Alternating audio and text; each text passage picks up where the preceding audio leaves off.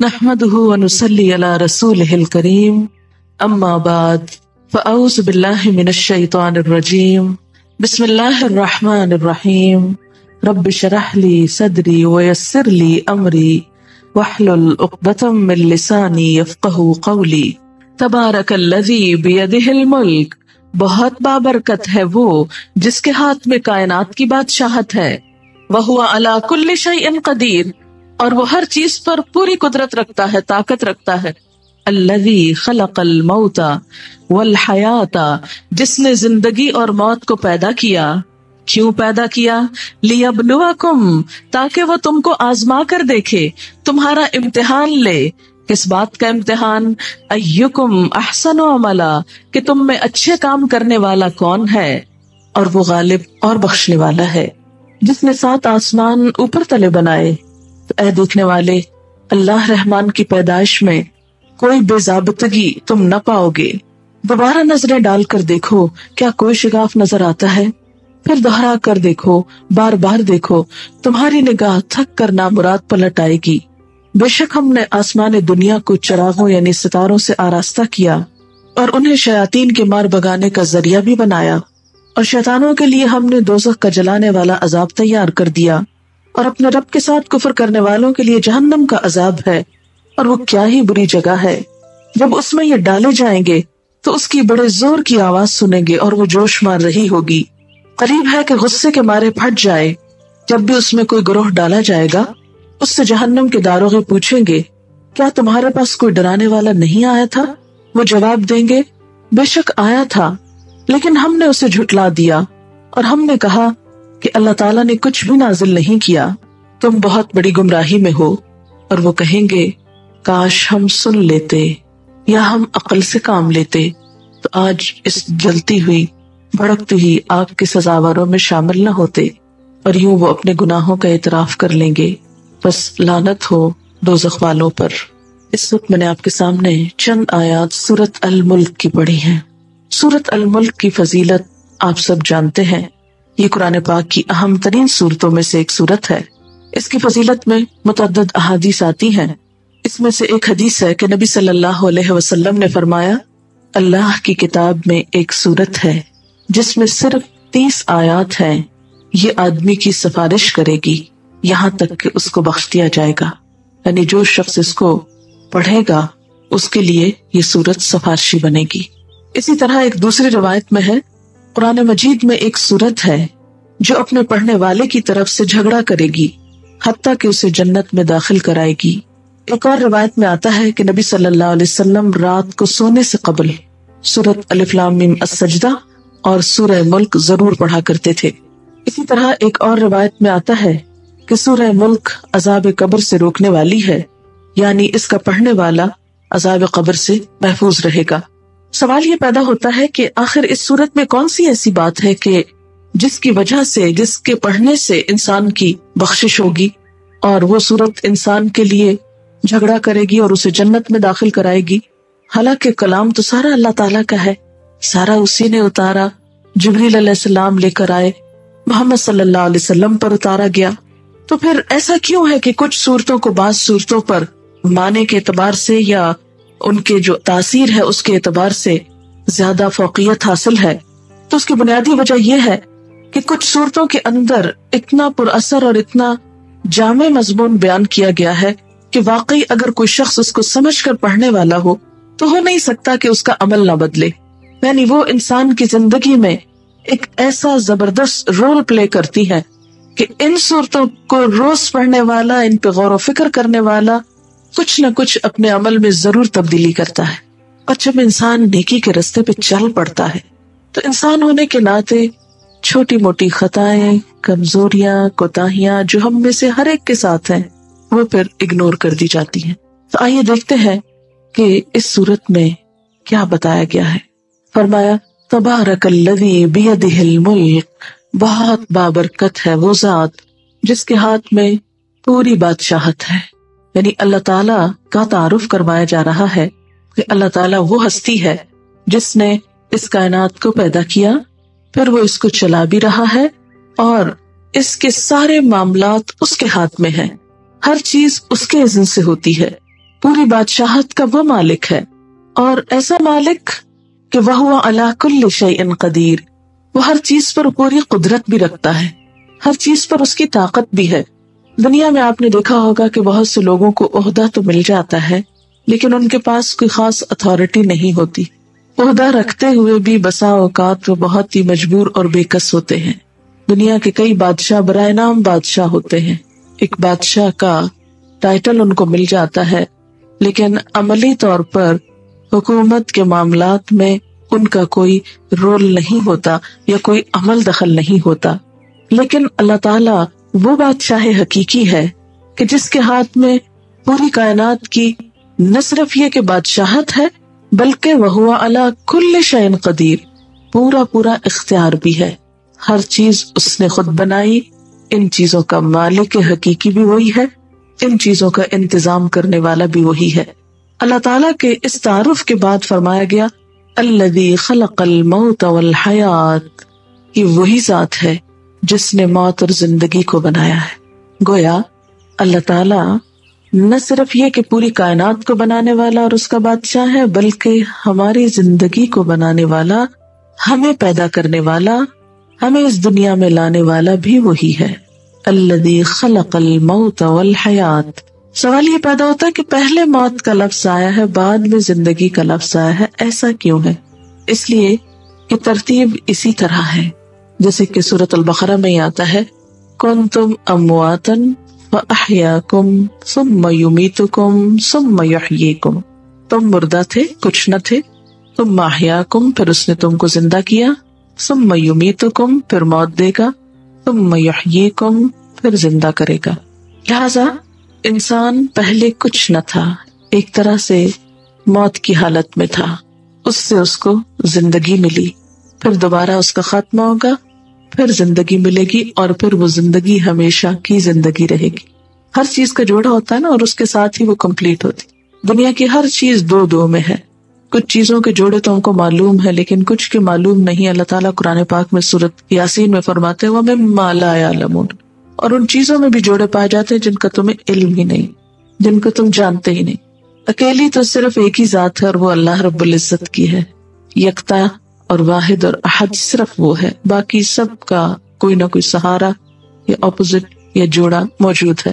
تو موت کا جوڑا زندگی ہے، اور پھر دوبارہ موت، اور پھر اس کے بعد زندگی، اور پھر زندگی ہی زندگی ہے۔ اس طرح یہ سائیکل کمپلیٹ ہو جاتا ہے۔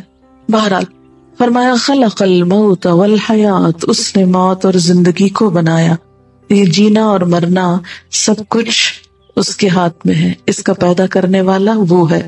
جیسے صبح بھی میں نے عرض کیا کہ اگر کسی انسان سے یہ پوچھا جائے کہ تم کہاں سے آ رہے ہو اور تمہیں جانا کہاں ہے، اور وہ کہ مجھے پتہ ہی نہیں، تو آپ سمجھیں گے کہ اس انسان کے پاس عقل نام کی چیز نہیں، جو یہ نہیں جانتا کہاں سے آ رہا ہے اور کہاں جانا ہے اس کو۔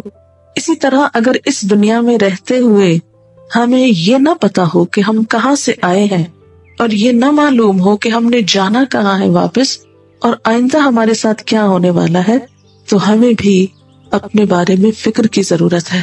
ہمیں اتنا تو معلوم ہے ہم کہاں سے آئے، ہم سب یقین اور ایمان رکھتے ہیں کہ اللہ تعالیٰ نے ہم کو پیدا کیا، اور سرسری سا یہ بھی جانتے ہیں کہ ہمیں واپس بھی اسی کی طرف جانا ہے۔ جب کوئی فوت ہوتا ہے تو ہم کہتے ہیں انا للہ و انا الیہ راجعون، بے شک ہم اللہ کے لیے ہیں اور اسی کی طرف لوٹ کر پلٹ کر جانے والے ہیں۔ تو اس سے کیا پتہ چلتا ہے کہ جہاں سے آئے ہیں وہیں واپس جانا ہے ہم کو۔ لیکن یہ آنا اور جانا کس کی مرضی سے ہوا؟ ہماری اپنی مرضی سے نہیں۔ ہم دنیا میں پیدا ہوئے تو ہم سے پوچھا نہیں گیا تھا، ہم جب واپس جائیں گے تو ہم سے پوچھا نہیں جائے گا کہ تم آج جانا چاہتے ہو یا نہیں، بس جانا ہے، چلے جانا ہے، اسی کا حکم چلتا ہے۔ لہذا جو رب ہمیں لاتا ہے اور جو لے جاتا ہے، جس کی مرضی سے ہم آئے ہیں اور جس کی مرضی سے واپس جانا ہے، عقل مند انسان وہ ہے جو بیچ کے حصے میں بھی اللہ کی مرضی مان لے۔ یعنی آنے اور جانے کے بیچ میں جو ہمیں اختیار دیا گیا ہے، ہمیں مرضی کرنے دی گئی ہے، اس میں ہم اپنی خوشی، اپنی رضامندی اور اپنی مرضی کے ساتھ اللہ تعالیٰ کی طرف رجوع کریں اور اس کی طرف پلٹیں۔ کامیابی انہی لوگوں کے لیے ہے جو اپنی خوشی سے رب العزت کی طرف رجوع کرتے ہیں۔ تو فرمایا الذی خلق الموت والحیات، جس نے موت اور زندگی کو بنایا، کیوں بنایا؟ یہ درمیان کا حصہ ہمیں کیوں ملا؟ یہ زندگی کیوں ملی؟ لیبلوکم، تاکہ تمہارا امتحان لے، تاکہ تمہیں آزما کر دیکھے۔ کیا آزمائش؟ ایکم، کون سا تم میں سے، احسن عملا، اچھے عمل کرنے والا ہے۔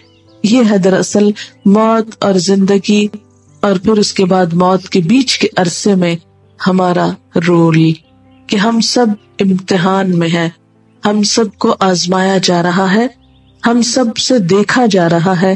کیا دیکھا جا رہا ہے؟ ایکم احسن عملا، کہ تم میں اچھے کام کون کرتا ہے۔ گویا اللہ تعالیٰ نے جب ہمیں دنیا میں بھیجا تو ایک طرف ہماری کچھ ضروریات رکھی، ان کو پورا کرنے کی بھی ہم کو اجازت دی۔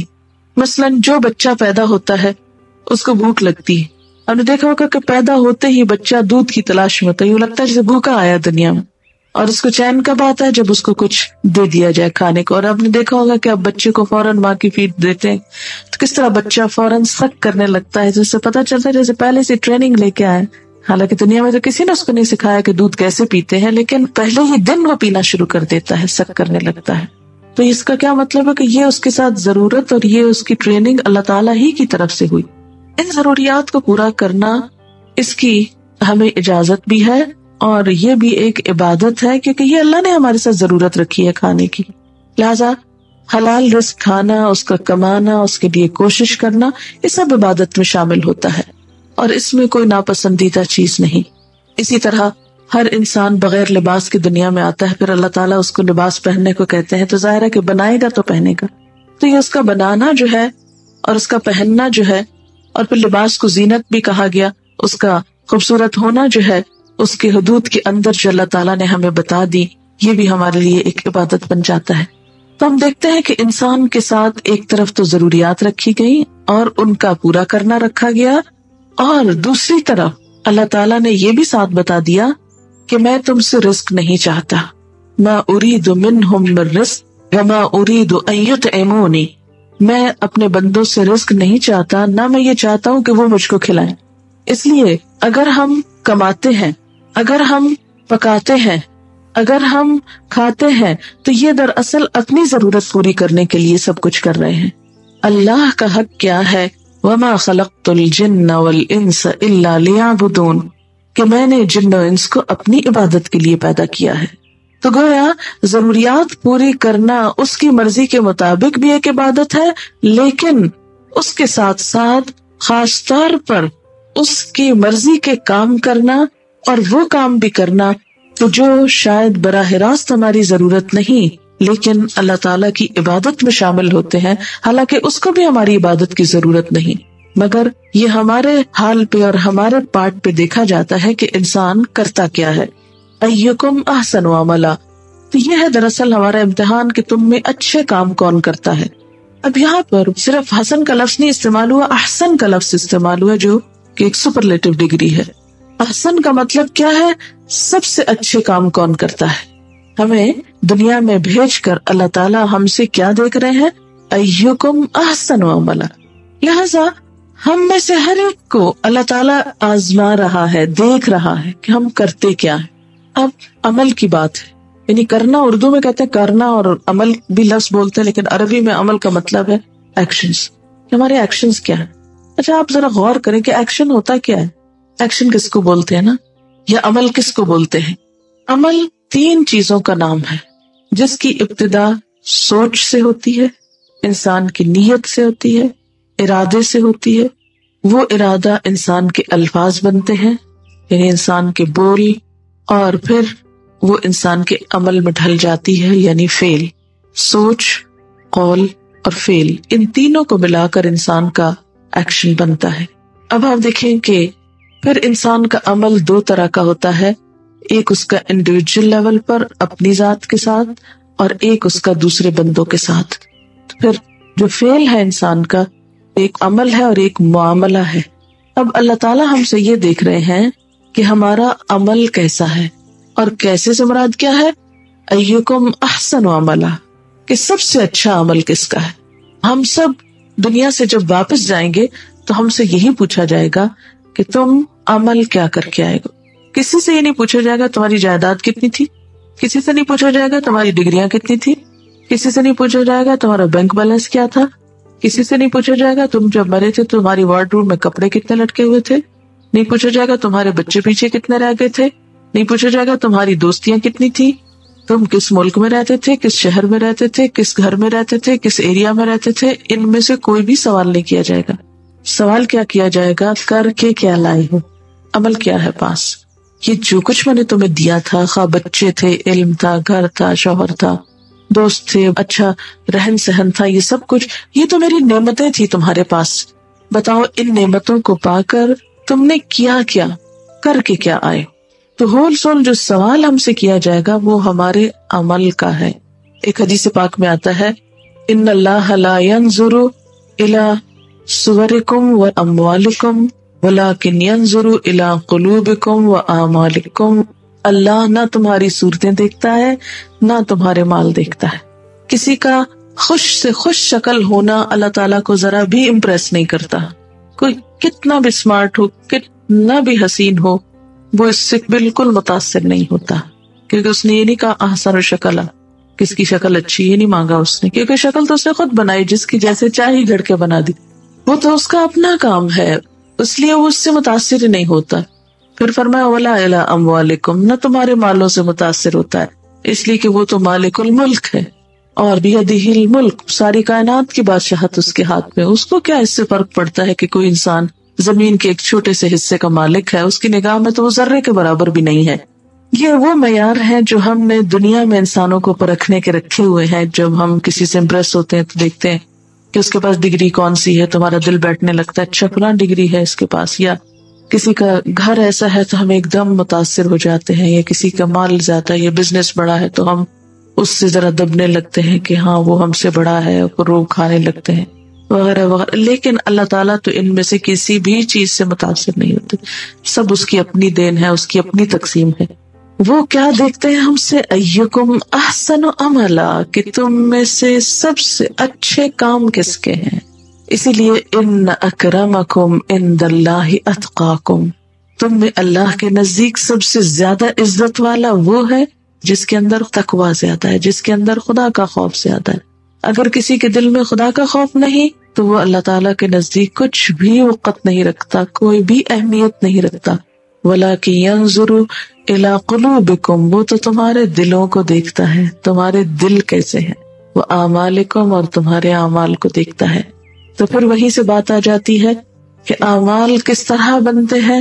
سب سے پہلی چیز اس میں انسان کی سوچ آتی ہے کہ کوئی بھی کام کیا کیوں ہے, کس نیت سے کیا ہے, کس غرض سے کیا ہے, کس سوچ سے کیا ہے.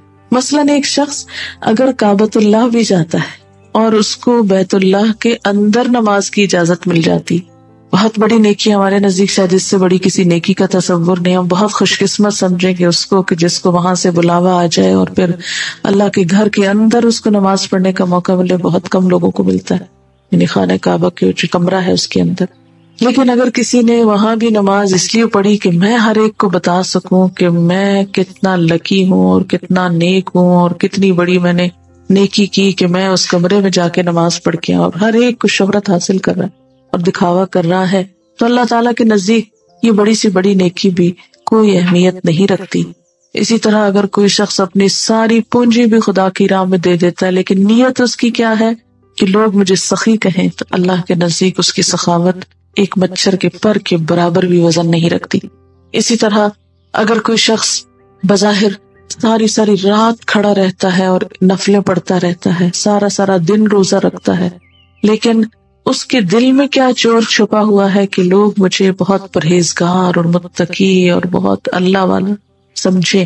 اللہ تعالیٰ کے نزدیک ایسی عبادت جو صرف لوگوں سے شہرت حاصل کرنے کے لیے اور انعام اور تعریف اور دنیا کے فائدے اٹھانے کے لیے ہو, وہ اس کے نزدیک کچھ بھی اہمیت نہیں رکھتی.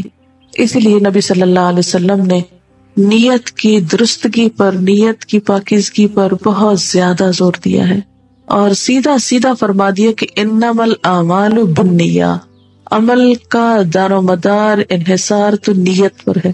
اگر نیت اچھی نہیں تو بڑے سے بڑی نیکی جو ہے اس کا کچھ فائدہ نہیں. اگر ہماری نیکی کا مقصد یہ ہے کہ ہم دوسروں کو دبا سکیں، دوسروں پہ روب جھاڑ سکیں، دوسروں کے مقابلے میں نمایاں ہو سکیں، دوسروں سے زیادہ امپورٹنس حاصل کر سکیں، لوگ ہماری تعریفیں کریں، تو اللہ تعالیٰ کے نزدیک ایسی کوئی چیز آخرت میں فائدہ نہ دے گی۔ مثلاً ایک حدیث میں آتا ہے، صحیح مسلم کی روایت ہے، جس میں ایک شخص کو قیامت کے دن لایا جائے گا اور اسے اللہ تعالیٰ اپنی نعمتیں یاد کرائیں گے، وہ نعمتوں کو اعتراف کرے گا، پھر اللہ تعالیٰ اس سے پوچھیں گے کہ تم نے یہ نعمتیں پا کر میرا کیا شکر ادا کیا؟ تو کہے گا کہ یا اللہ، جو تو نے مجھے مال دیا تھا وہ میں نے سارا تیرے راستے میں خرچ کیا۔ اللہ تعالیٰ فرمائے گی کہ تو نے تو اس لیے خرچ کیا کہ لوگ تجھے سخی کہیں۔ پھر اس طرح ایک اور شخص کو لایا جائے گا جو بہت بڑا عالم ہوگا، اللہ تعالیٰ پوچھیں گے تم نے کیا کیا میری نعمتیں پا کر؟ تو کہے گا کہ یا اللہ، میں نے تیری کتاب کو بہت پڑھا ہے، بڑی تیری کتاب کی خدمت کی۔ تو اللہ تعالیٰ فرمائیں گے نہیں، تو نے تو یہ سب اس لیے کیا کہ لوگ تجھے قاری کہیں، لوگ تجھے عالم کہیں، تو مجھے دنیا میں مل گیا۔ اسی طرح ایک شہید کو لایا جائے گا، بلکہ سب سے پہلے شہید کا مقدمہ لایا جائے گا، تو اس سے اسی طرح پوچھا جائے گا، تو کہے گا کہ اللہ، میں نے تو تیرے راستے میں اپنی جان تک دے دی۔ اللہ تعالیٰ فرمائیں گے کہ نہیں، یہ شخص جھوٹ بولتا ہے، یہ تو سب کچھ اس لیے کر رہا تھا تاکہ لوگ اس کو کیا کہیں، شہید کہیں، اور میں تجھے دنیا میں صلہ مل گیا، لوگوں نے تجھے شہید کہہ دیا، دوسرے کو قاری کہہ دیا، تیسرے کو عالم کہہ دیا، چوتھے کو سخی کہہ دیا، اب میرے پاس تمہارے لیے کچھ بھی نہیں۔ اور پھر حکم ہوگا کہ لے جاؤ اور گھسیٹتے ہوئے سے اوندے مجھ جہنم میں پھینکو، کیونکہ اس نے نیکی کا ایک ڈھونگ رچایا ہوا تھا، نیکی کا پرچار تھا، صرف دکھاوے کی نیکی، حقیقت میں اندر کچھ بھی نہیں تھا، اندر کھوکھلا تھا۔ آپ دیکھیں کہ مثلاً آپ ایک پھل خریدتے ہیں، بظاہر بہت خوبصورت نظر آتا ہے، لیکن آپ کھولتے ہیں تو اندر سے وہ جسے کانا کہتے ہیں، یا وہ اندر سے کوئی ایسی چیز اس کو پھپھوندی لگی ہوئی ہے، تو آپ اس کو کھائیں گے، کیا کریں گے؟ سیدھے کا سیدھا اٹھا کے بن میں پھینکیں گے۔ اگر کوئی نٹ خریدتے ہیں اور اس کو توڑتے ہیں اور اندر سے کچھ نہیں نکلتا، تو آپ کیا کریں گے؟ اٹھا کے اس کو بن میں پھینکیں گے۔ کوئی بھی چیز جو اندر سے درست نہ ہو تو صرف ظاہر سے اس کا اچھا ہونا کوئی زیادہ فائدہ نہیں دیتا، لیکن چونکہ نیت کسی کو نظر نہیں آتی، اس لیے عام طور پر ہم سب لوگ اس کی طرف سے غافل رہتے ہیں، اور شیطان کا ٹھکانہ بھی وہی ہے، چونکہ نیت کی بنیاد دل میں ہوتی ہے نا، دل سے جنم لیتی ہے، اور شیطان مردود جو ہے ہمارا دشمن، وہ بھی وہیں بیٹھا ہوا ہے، وہ بھی اسی راستے سے اندر جاتا ہے۔ تو ادھر سے ہم اچھا خیال سوچتے ہیں، اسی لیے دیکھا نا، سب سے زیادہ جنگ انسان کو اپنی نیت کے ساتھ کرنی پڑتی ہے، سب سے زیادہ مشکل مرحلہ یہی ہے۔ اب کھینچتان کے ظاہری عبادتیں پھر بھی کر لیتے ہیں، لیکن وہاں اس کو پکڑنا اور اس کو ہاتھ ملانا اور اس کو کنٹرول کرنا اور بار بار اس کی باگیں کھینچنا، یہ سب سے مشکل ترین امتحان ہے انسان کی زندگی میں، کیونکہ غیر محسوس طریقے سے انسان پھسلنے لگتا ہے، ادھر ادھر ہونے لگتا ہے۔ لہٰذا ہم سب کو اس کے لیے اللہ تعالیٰ سے خاص دعا کرنی چاہیے کہ یا اللہ، تو ہماری نیت کو اپنے لیے خالص کر لے، ہم چھوٹی نیکی کریں یا بڑی کریں، جو تو ہمیں توفیق دے ہم کریں، لیکن ہم تیری رضا کے لیے کریں، تیری خوشی کے لیے کریں، ورنہ تو بڑے سے بڑا مال خرچ کیا ہوا، ایفرٹ لگائی ہوئی، محنت کی ہوئی، سب کی سب بیکار ہو سکتی ہے۔ دوسری چیز جس کا انسان سے امتحان ہوگا، انسان کی سوچ کے بعد، انسان کے دل کے اور انسان کے اندر کے بعد، وہ انسان کی زبان ہے۔ دیکھیے کہ دل کے خیالات تو پورے چھپے ہوئے، لیکن زبان آدھی باہر بھی نظر آتی ہے اور آدھی اندر بھی ہوتی ہے، اور اصل میں تو وہ دل ہی کی عکاس ہے۔ انسان کیا بولتا ہے جو اس کے دل میں ہوتا ہے۔ آپ نے دیکھا ہوگا کہ جو چیز آپ کو اچھی لگتی ہے آپ بار بار اس کا تذکرہ کرتے رہتے ہیں، اپنے بچوں میں جو آپ کو اچھا لگے بار بار اس کا نام آپ کے منہ پہ آتا ہے، بہن بھائیوں میں سے، انسانوں میں سے جس سے آپ کو محبت ہو، بار بار آپ اس کا ذکر کرتے ہیں، اس کی بات کرنا آپ کو اچھا لگتا ہے۔ تو انسان کی جو زبان ہے یہ اس کا دوسرا بڑا امتحان ہے۔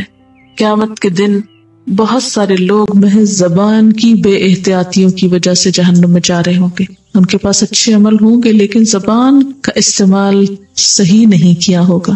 اور آپ دیکھیں کہ جو ہی غصہ آتا ہے، جو ہی کسی کے ساتھ کوئی انبن ہوتی ہے، ہم فوراً زبان کا طوفان کھول دیتے ہیں اور پھر نہیں سوچتے کہ سچ کیا ہے، جھوٹ کیا ہے، جائز کتنا ہے، ناجائز کتنا ہے، الزام تراشی، تہمت لگانا، دوسرے کا حق مارنا اور دوسرے کے ساتھ برا بھلا سلوک کرنا، تو یہ سب کچھ زبان ہی کے راستے ہوتا ہے۔ یعنی شاید ایک توپ کا گولہ اتنا نقصان دہ نہیں ہوتا، یا ایک تلوار کا وار اتنا نقصان دہ نہیں ہوتا جتنا زبان کا غلط استعمال دوسروں کے دلوں کو چیر کے رکھ دیتا ہے، زخمی کر دیتا ہے، اور عرصے تک وہ زخم جو ہے وہ درست نہیں ہوتے۔ نبی صلی اللہ علیہ وسلم فرمائے کہ ایک شخص جنت والے عمل کرتا رہتا ہے اور جنت کے قریب ہو چکا ہوتا ہے کہ اپنی زبان سے ایک ایسا لفظ نکالتا ہے کہ جس کی وجہ سے وہ جہنم کی اتھاہ گہرائیوں میں جا پہنچتا ہے. یعنی گویا زبان کا غلط استعمال انسان کی عمر بھر کی کمائیوں کے لیے ڈائنامائٹ کی حیثیت رکھتا ہے کہ آپ بڑے سے بڑا ٹاور کھڑا کر لیں، نیکیوں کا پہاڑ کھڑا کر لیں، لیکن اس کو برباد کر لیں ایک غلط زبان کے جملے سے. اس لیے زندگی کے آخری لمحوں تک انسان کو اپنی نیت کے ساتھ ساتھ اپنی زبان کے لیے بہت کوشش کرنی چاہیے کہ اس کا استعمال درست ہو، اور اس کے لیے بھی انسان کو ایفرٹ کرنی پڑتی ہے. آپ دیکھیں کہ کوئی بھی ہم میں سے فرشتہ تو ہے نہیں، لیکن یہ بھی یاد رکھے کہ اللہ نے ہم کو شیطان بھی نہیں پیدا کیا، ہمیں انسان بنایا ہے. ہم میں سے جو کوشش کرے نیکی کی طرف تو وہ فرشتوں سے بھی آگے نکل سکتے ہیں، لیکن اگر انسان گرتا ہے تو پھر شیطان سے بھی بدتر ہو جاتا ہے، کیونکہ شیطان صرف رستہ دکھا دیتا ہے اور پھر ہم کر کے دکھا کے اس سے بھی آگے نکل جاتے ہیں. تو اس لیے ہمیں اعتدال میں رہنا ہے ان دونوں کے بیچ میں جو انسانی رویہ ہے. اللہ تعالیٰ نے ہم سے یہ نہیں کہا کہ ہم سب کچھ اپنی خواہشات کو چھوڑ دیں، ہم انسانوں کے ساتھ تعلق کاٹ دیں اور ہم دنیا سے بالکل الگ تھلگ ہو کے بیٹھ جائیں. یہ نہیں تعلیم ہمارے دین کی. ہمیں دنیا کے اندر رہتے ہوئے اتنے احسن طریقے سے زندگی بسر کرنا ہے کہ جس میں کسی کے حقوق بھی متاثر نہ ہو، نہ ہم کسی کے بارے میں برا سوچیں، نہ بدگمانی رکھیں اور نہ ہی زبان غلط استعمال کریں. یہ دونوں چیزیں باہم جڑی ہوئی ہیں. تو جب یہ کہا گیا نا احسن عملا کہ تم میں اچھے کام کون کرتا ہے، تو ہم ایسے موقع پر سب اپنی اپنی نیت، اپنے خیال، اپنی سوچ، اپنے دل کا جائزہ لیں کہ ہم لوگوں سے جب ملتے ہیں کس نیت کے ساتھ، کس ذہنیت کے ساتھ، کس سوچ کے ساتھ، پھر یہ کہ ہم کتنا دوسروں کو معاف کر سکتے ہیں، ہم کتنا دوسروں کے ساتھ احسان کر سکتے ہیں. کیونکہ معاشرے کے اندر، کسی خاندان کے اندر خوبصورتی آ نہیں سکتی جب تک کہ انسان احسان کا رویہ اختیار نہیں کرتا. عدل کیا ہوتا ہے؟ جیسا کوئی آپ کے ساتھ کرے ویسا ہی آپ اس کے ساتھ کر لیں، یعنی عدلے کا بدلہ جس کو بولا جاتا ہے. لیکن احسان کیا ہوتا ہے؟ کوئی آپ کے ساتھ برا کرے بھی تو آپ اس کے ساتھ جواباً اچھا کریں، کیونکہ احسان کا لفظ بھی حسن سے نکلا ہے. خوبصورتی اسی وقت آتی ہے جب انسان تھوڑی سی چیز کو کنٹرول کر کے اپنے آپ کو اچھے رستے پر قائم رکھتا ہے. تیسری چیز جب یہ کہے گی کہ ایکم احسن عملا، کہ تم میں سب سے اچھے کام کون کرتا ہے، تو اس میں پھر انسان کی ذاتی عبادات بھی آ جاتی ہیں اور انسان کے انسانوں کے ساتھ رویے بھی آ جاتے ہیں. ذاتی عبادات میں مثال کے طور پر نماز ہے، تو نماز کو صرف بس پڑھ نہیں ڈالنا کہ بس آیا ہے وقت اور بس اتار پھینکو، جلدی سے ختم کرو. نہیں، احسن عملہ میں کیا ہے کہ انسان اس کا رکوع اور سجدہ اچھی طرح کرے، دل لگا کر نماز پڑھے، اللہ تعالیٰ کی ملاقات سمجھتے ہوئے، اس کی عبادت سمجھتے ہوئے، اس کی طرف رجوع کرتے ہوئے، خشوع و خضوع کرتے ہوئے. جب تک یہ کیفیت نہ ہو نماز احسن نہیں بنتی. اسی طرح اگر انسان اللہ کی راہ میں زکوٰۃ دیتا ہے، صدقہ خیرات کرتا ہے، تو اس میں بھی کیا ہو کہ انسان احسن طریقے سے اسے دینے والا ہو، دل کی خوشی کے ساتھ، نہ کہ دل کی تنگی کے ساتھ. اور اس میں بھی انسان صرف ردی اور بچا کھچا اور توڑ توڑ کے دینے والا نہ ہو. بعض لوگ کیا کرتے ہیں، زکوٰۃ دیتے ہیں لیکن ساری اکٹھی نہیں نکالتے، سال بھر توڑ توڑ کے کوئی اس کو دیا، اس کو دیا، اس کو دیا، اپنا بجٹ نہیں خراب کرتے، دوسروں کی ضرورت کو پورا صحیح طور پر نہیں کرتے. تو زکوٰۃ کا جب ٹائم آ جاتا تو پھر ہمیں حق نہیں پہنچتا کہ اس پیسے کو ہم اپنے ہی مال میں شامل کیے رکھیں. اس کا فرض کیا ہے کہ بس یہ ہمارا رہا ہی نہیں، اب یہ دوسروں کا ہو چکا ہے، اس کو ادھر نہ رکھیں، اس کو نکال کے دے دیں جو دینا ہے. بعض لوگ پھر پوچھتے ہیں کہ اچھا کئی غریبوں کو سال بھر دینا پڑتا ہے تو پھر کیا کریں؟ تو اس میں یہ ہے کہ ان ایڈوانس آپ دیتے رہیں، لیکن جب ٹائم آ جائے، لمٹ آ جائے تو اس کے آگے پھر اس کو اپنے پاس مت رکھیں. اسی طرح اگر ہم مثال کے طور پر دوسروں کے ساتھ معاملات کرتے ہیں، یعنی اپنی ذاتی عبادت سے نکل کر جب دوسروں کے ساتھ معاملہ کرنے کی باری آتی ہے، سب سے پہلا تعلق والدین کے ساتھ ہے. قرآن پاک میں ہمیں کیا کہا گیا کہ انشکر لی ولوالدیک، میرا شکر ادا کرو اور اپنے والدین کا کرو. وبالوالدین احسانا، والدین کے ساتھ احسان کرو. اگر ان کی طرف سے کوئی تکلیف بھی پہنچتی ہے تو بھی ان کے ساتھ اچھا رویہ رکھو. پھر اسی طرح شوہر کے ساتھ بھی اچھا رویہ، بچوں کے ساتھ بھی احسن معاملہ، ہمسایوں کے ساتھ حسن سلوک۔ آپ صلی اللہ علیہ وسلم فرماتے کہ جبریل علیہ السلام نے مجھے ہمسایوں کے ساتھ اچھا سلوک کرنے کی اتنی تاکید کی کہ مجھے یوں لگا کہ جیسے کہ وہ ہمسائے کو وراثت میں شریک کر دیں گے، وراثت میں حقدار بنا دیں گے۔ پھر اسی طرح کسی بھی انسان کے ساتھ معاملہ، مثلاً آپ کسی دکان پہ کھڑے کچھ خرید و فروخت کر رہے ہیں، وہاں بھی احسن معاملہ، کسی ٹیکسی ڈرائیور کے ساتھ معاملہ کر رہے ہیں اس کو پے کرنے کا، کسی سے کام کروایا ہے، مثلا کسی پلمبر کو بلوایا آپ نے اور اس کی پیمنٹ کا مسئلہ ہے تو اس کے ساتھ احسن معاملہ۔ یعنی کوئی بھی جگہ ہو، کوئی بھی موقع ہو، کسی بھی انسان کے ساتھ کچھ بھلائی کرنی پڑے تو کھلے دل کے ساتھ اور اچھی نیت کے ساتھ، اچھے ارادے کے ساتھ، یعنی احسن عمل اندر کی نیت بھی خوبصورت ہو اور باہر سے اس کا طریقہ کار بھی درست ہو۔ مثلاً آپ دیکھیں کہ ہمارے ہاں بہت سے لوگ نماز تو پڑھتے ہیں مگر ان کو پڑھنے کا طریقہ ہی نہیں آتا، اور جب طریقہ ہی نہیں آتا تو پھر وہ نماز احسن کیسے بن سکتی ہے نا؟ اور ہمارا امتحان ہے یہ کہ ہم عبادت کیسے کر کے آتے ہیں۔ یعنی یہاں سوال یہ نہیں ہے کہ نماز پڑھے یا نہ پڑھے، کیونکہ وہ تو مسلمان کی پہچان ہے، نماز کے بغیر تو مسلمان کی پہچان ہی نہیں ہے۔ ایک مسلمان اور غیر مسلم میں سب سے بڑا فرق ہی نماز ہے، کیونکہ اب ہمارے شکل کے اوپر تو نہیں لکھا ہوتا کہ ہم مسلمان ہیں، نہ ہی ہماری گفتگو سے بہت پتہ چلے گا، لیکن مسلمان اور کافر جب ایک جگہ پر جمع ہوں گے تو جو ہی اذان کا وقت آئے گا وہ الگ الگ ہو جائیں گے۔ یہ ایک بہت بڑا سمبل ہے، ایک بہت بڑا فرق ہے۔ لیکن اگر مسلمان بھی اسی طرح بیٹھے رہے جیسے نان مسلم، پھر کس بات کا فرق ہے؟ ناموں کا فرق تو اسلام نہیں ہے کہ ہمارا نام جو ہے وہ احمد ہے اور ان کا نام ایلن ہے مثلا، یا کچھ اور ہے، تو اس سے تو بات نہیں بنے گی۔ بات تو اس وقت بنے گی جب ہمارے اور ان کے عمل میں فرق ہوگا۔ تو اسلام اور کفر کے درمیان حد فاصل ہے یہ نماز، لیکن ہمارے ہاں اس کو کتنا لائٹلی لیا جاتا ہے اور اس کی طرف توجہ ہی نہیں دی جاتی۔ تو بات یہ ہے کہ نماز پڑھنے یا نہ پڑھنے میں تو کوئی کوشچن ہی نہیں ہے کہ کوئی شخص کہے میں مسلمان ہوں اور اس کے بعد وہ نماز کی طرف نہ توجہ کرے۔ لیکن نماز پڑھنے کے ساتھ ساتھ پھر مزید جس چیز کی طرف توجہ کرنے کی ہم سب کو ضرورت ہے کہ اس کو احسن طریقے سے پڑھے۔ اچھا، احسن طریقے میں پھر دو چیزیں آ جاتی ہیں، مثلاً ایک نماز کا باطن ہے اور ایک نماز کا ظاہر ہے، ان دونوں کا اچھا ہونا بھی ضروری ہے۔ اچھا، اسلام میں جتنی بھی عبادات ہیں، جتنی بھی چیزیں ہیں، اس میں دونوں طرف کی تعلیمات ملتی ہیں۔ ہم مسلمانوں نے زیادہ اہمیت ظاہریت کو دی ہے اور دوسرا پہلو ہم نے اگنور کر دیا ہے۔ اب دیکھیں کہ اسپرٹ کے بغیر باڈی کچھ بھی نہیں ہے، ہمارا ظاہری ڈھانچہ، ہڈیاں اور گوشت کچھ نہیں جب تک ہماری روح نہیں اندر۔ اسی طرح کسی بھی چیز کے اندر جب تک وہ اسپرٹ نہ ہو، جب تک وہ اندر کی قوت نہ ہو جو بے شک چھپی ہوئی ہے، اس وقت تک اس چیز کی کچھ بھی ویلیو نہیں۔ جیسے میں نٹ کی مثال دی یا ویجیٹیبل کی یا فروٹ کی مثال دی کہ جو بظاہر چاہے کتنا بھی اچھا لگتا ہو، لیکن اگر اندر اس کے کھانے کی چیز نہیں، استعمال کی چیز نہیں، تو وہ کچھ بھی نہیں، اس کی کوئی حیثیت نہیں۔ تو نماز میں بھی ایک نماز کا ظاہر ہے اور ایک نماز کا باطن ہے، ان دونوں کا ہی اچھا ہونا ضروری ہے۔ ہم مسلمانوں نے فرق کیسے کیا کہ جب کسی کو یہ بات بتائی جاتی ہے کہ ظاہر کا کچھ اہتمام کرو، مثلاً یہ کہ پراپرلی ڈریسڈ اپ ہو تو پھر نماز پڑھو، تو وہ کہتے نہیں ہماری نیت بہت اچھی ہے، ہمارا اندر بہت اچھا ہے، اور یہ عذر کر کے وہ جو ظاہر کے طور طریقے ان کو چھوڑ دیتے۔ جو لوگ ظاہر کی بہت پابندی کرتے ہیں، بسا اوقات وہ اس بات سے غافل ہوتے ہیں کہ ان کی نماز کا خشوع و خضوع کیا ہے۔ اسلام کیا کہتا ہے؟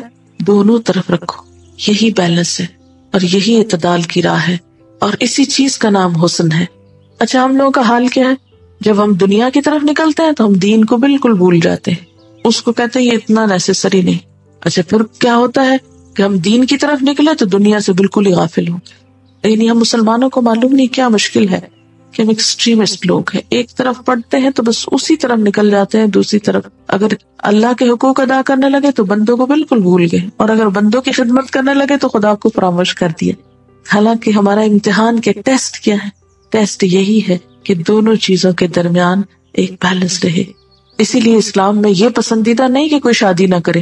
مثلا کرسچینٹی میں ہو سکتا ہے کہ یہ بہت بڑا کسی کے لیے میرٹ ہو کہ اس نے شادی نہیں کی اور ساری زندگی خدا کے نام پہ وقف کر دی، لیکن اسلام میں یہ کوئی میرٹ نہیں ہے، اسلام میں یہ کوئی نیکی نہیں ہے کہ ایک شخص اپنی ازدواجی زندگی کو چھوڑ کر یہ کہے کہ میں ساری زندگی اپنے آپ کو اللہ کے نام پہ وقف کرتا ہوں۔ نبی صلی اللہ علیہ وسلم نے کیا فرمایا؟ نکاح میری سنت ہے، جو میری سنت سے منہ موڑے گا اس کا مجھ سے کوئی تعلق نہیں ہے۔ نکاح عبادت ہے، شادی کرنا ایک نیکی کا کام ہے، کیونکہ وہ انسان کو حرام رستوں اور حرام چیزوں سے بچنے کی قوت دیتا ہے۔ بہرحال تو بات میں کر رہی تھی نماز کی ظاہر اور باطن پر۔ تو نماز کا ظاہر کیا ہے کہ انسان کا لباس پاک ہو اور لباس درست ہو، اس کا سطر ڈھاکا ہوا ہو، پھر جگہ پاک ہو جس جگہ پر وہ نماز پڑھ رہا ہے، پھر وہ وقت درست ہو، پھر اس کا رخ قبلے کی طرف ہو، اسی طرح اس کے لباس پر کوئی ایسی چیز نہ ہو جس سے نماز میں خلل آئے۔ نماز کا باطن کیا ہے کہ انسان کے اندر خشوع و خضوع ہو، جیسے قرآن پاک میں آتا ہے قد افلح المؤمنون الذین هم فی صلاتهم خاشعون، یقیناً فلاح پا گئے وہ مومن جو اپنی نمازوں میں خشوع و خضوع اختیار کرتے ہیں۔ یعنی خشوع کا مطلب کیا ہوتا ہے؟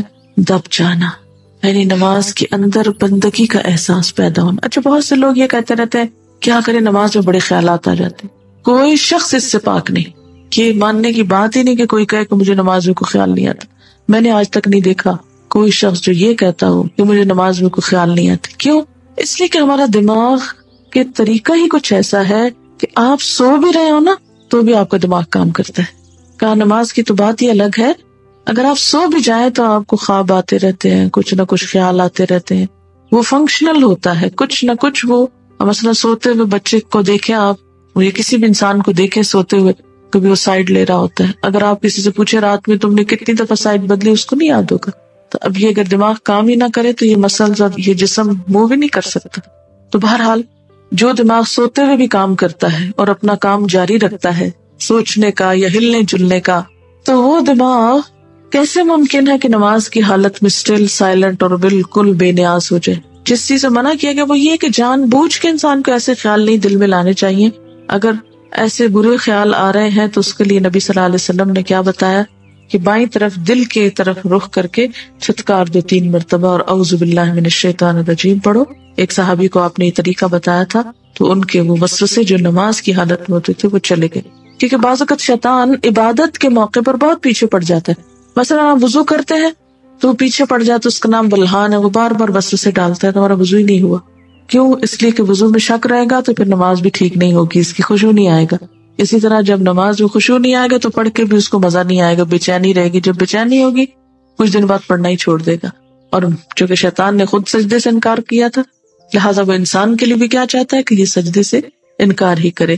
اور سب سے پہلا کام جو ہم سے کراتا وہ یہ ہے کہ نماز سے بددلی کروا کے انسان کو دور کر دے۔ بہرحال اب آپ دیکھیں کہ اگر ہم نے نماز میں یہ دونوں چیزیں برقرار نہ رکھی تو پھر نماز کیا ہے؟ محض ایک ایکسرسائز ہو جاتی ہے یا خانہ پوری والی بات ہو جاتی ہے، احسن عمل نہیں بنتی۔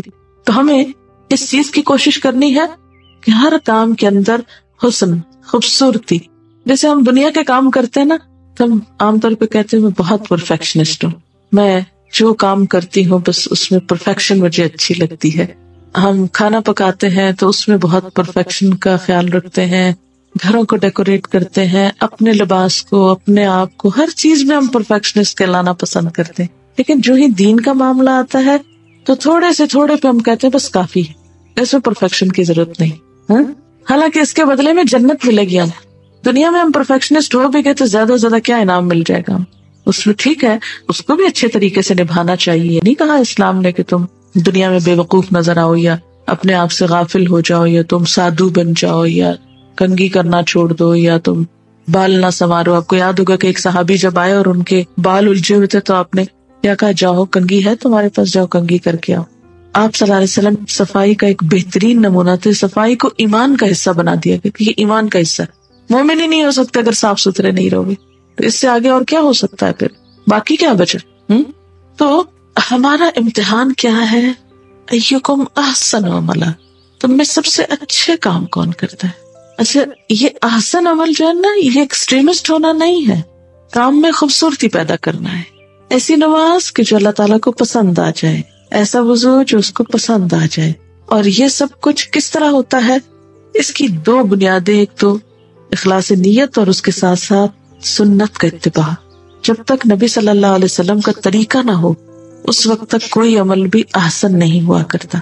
یعنی احسن کا معیار ہماری عقل نہیں قائم کرے گی، ورنہ تو ہر شخص کا معیار فرق ہو جائے گا نا۔ اچھا آج ہمارے ہاں کنفیوژن کیوں ہے مسلمانوں کے اندر؟ یعنی ہر شخص ایک عجیب ڈائلیما میں نظر آتا ہے، کیونکہ مثلاً آپ کسی سے کچھ سنتے ہیں، کسی سے کچھ سنتے ہیں، ایک اسکالر آتا ہے ایک کہہ جاتا ہے، دوسرا آتا ہے کچھ اور کہہ جاتا ہے، پھر آپ سوچتے ہیں پتہ نہیں کس نے صحیح کہا تھا اور کس نے غلط کہا تھا، ہمیں کیا کرنا چاہیے؟ یہ کنفیوژن کیوں ہوتے ہیں؟ یہ اس وجہ سے ہوتے ہیں کہ ہم بسا اوقات بغیر دلیل کے لوگوں کی بات مانتے چلے جاتے ہیں۔ ہمارا معیار یا ہمارا کرائیٹیریا کوئی انسان نہیں ہونے چاہیے، ہمارا معیار اللہ تعالیٰ کی کتاب اور اس کے رسول صلی اللہ علیہ وسلم کی سنت ہونا چاہیے۔ زندگی کا کوئی کام ایسا نہیں کہ جو نبی صلی اللہ علیہ وسلم نے نہ کیا، لیکن افسوس یہ کہ جیسے قرآن پاک کا معاملہ تو عام طور پر یہ ہوتا ہے کہ ہم رمضان میں جیسے پڑھ لیتے ہیں، تراویح میں سن لیتے ہیں، ترجمہ بھی پڑھ لیتے ہیں، تفسیر بھی کچھ نہ کچھ پڑھ لیتے ہیں، درس وغیرہ ہو جاتے ہیں، لیکن نبی صلی اللہ علیہ وسلم کی سیرت کے بارے میں، آپ کی سنت کے بارے میں، آپ کے طرز زندگی کے بارے میں، طرز عمل کے بارے میں عام طور پر ہم اتنی توجہ نہیں کرتے، اس کو اتنی اہمیت نہیں دیتے۔ یہی وجہ ہے کہ جب ہر شخص اپنی عقل کے مطابق دین کو لیتا ہے، اپنی خواہش کے مطابق لینے لگتا ہے، اپنی مرضی کے مطابق انٹرپریٹ کرنے لگتا ہے، تو پھر کنفیوژنز پیدا ہونے لگتے ہیں، پھر ایک کشاکش پیدا ہونے لگتی ہے۔ لہٰذا کوئی بھی چیز جب ہم کو کرنا ہو، کوئی بھی کام جب ہمیں کرنا ہو، تو ہمیں زیادہ سے زیادہ یہ دیکھنا چاہیے کہ کیا اللہ کے رسول صلی اللہ علیہ وسلم نے کیا۔ مثلاً یہ صورت ہی جب میں نے اس کی فضیلت بتائی تو آپ کا حق ہے کہ آپ مجھ سے پوچھیں کہ جی آپ کہہ رہی ہیں کہ یہ اس کے پڑھنے والے کو عذاب قبر سے محفوظ رکھا جاتا تھا، یہ کس نے کہا ہے؟ میری تو کوئی اتھارٹی نہیں کہ میں آپ کو ایسی کوئی بات سنا دوں، یہ اللہ کے رسول صلی اللہ علیہ وسلم ہی کی اتھارٹی ہے۔ اچھا اسی طرح ہم دیکھتے ہیں کہ بہت سے لوگ حج کرنے کو جاتے ہیں لیکن ان کو پتہ ہی نہیں ہوتا حج کیا کرنا ہے، وہ جیسے لوگ کر رہے ہوتے ہیں اور ایک کنفیوژن میں جاتے ہیں، کنفیوژن میں واپس لوٹ آتے ہیں۔ حج کر کے آپ کو کہتے ہیں، وہ اصل میں کئی لوگوں کو پوچھتے ہوں کہ دوسرا حج کیوں کر رہے ہو، کہتے ہیں وہ جو پہلے کیا تھا نا اس کو تو سمجھ ہی نہیں تھی کہ کیا کرنا ہے، آپ ذرا دوسرا تسلی سے کرنے کے لیے جا رہے ہیں، آسن کی کیٹیگری میں کرنے کے لیے جا رہے ہیں۔ تو اب ہر شخص کو تو موقع نہیں مل سکتا کہ 2 دفعہ حج کرے یا 2 دفعہ ایک کام کرے، تو اس لیے بہتر کیا ہے کہ جو کام آپ کرنے لگے اس کے بارے میں جان لیں، اس کے بارے میں معلوم کر لیں، اپنی زندگی کا، اپنے وقت کا مینجمنٹ اس طرح کریں، تقسیم اس طرح کریں کہ اپنے کھانے پینے کے لیے، خریدنے کے لیے، اوڑھنے پہننے کے لیے، رشتہ داروں دوستوں کے لیے، کمائی کرنے کے لیے بھی وقت ہو، اور اس کے ساتھ ساتھ ان سارے کاموں کی لسٹ میں ایک لازمی کام دین سیکھنے کا بھی ہو، کیونکہ احسن عمل اس وقت تک نہیں ہو سکتا جب تک ہم اس کو صحیح طور پر سیکھیں گے نہیں۔ صرف کتاب سے پڑھنا اور سیکھنا نہیں کہلاتا جب تک